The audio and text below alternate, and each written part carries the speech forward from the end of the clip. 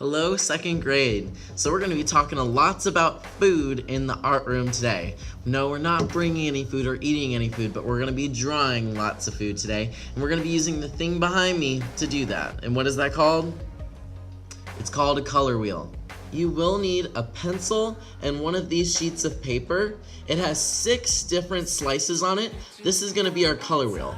But instead of just coloring it in, we're going to be using foods to describe those colors. The very first thing that you're gonna do is you're going to label the colors on the outside, so on the little perimeter of the circle, not on the inside. We're gonna start with red, the next one is orange. This one will be yellow, so I'll go ahead and label that. And then green, almost last, blue, and then finally up here, purple. Now, in order to be creative for this process, you have to think about some foods that would correlate with some of these colors. So for instance, red. I'm gonna think of some foods that I think are red, maybe apples, strawberries, I don't know, cherries. When you're ready, you can start drawing the food in that slice. So I decided I'm gonna do cherries, so I'm gonna draw maybe some overlapping circles here. And then cherries, they do have a stem on them, so I'll draw that. But when you draw your foods, I want you to include a cute little face on your foods. I want them to be super cute. So it can be a little bit hard, but a very creative process to think of all these foods of different colors. The hardest ones are the blues and purple. To help you with the process of coming up with foods for each color, I created these green folders. Inside you'll find some different things that will help you.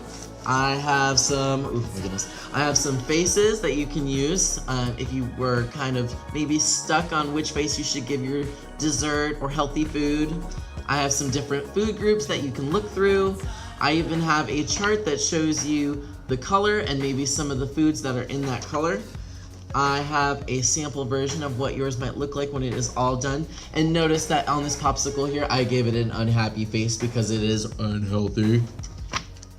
And lastly, I have this chart which shows us some different foods with some smiles, with some different faces. Oh, how cute. Once you have all of your foods drawn, I want you to go over your lines of the pencil with the Sharpie. You can find the Sharpies on the middle table. I'll have those provided for you.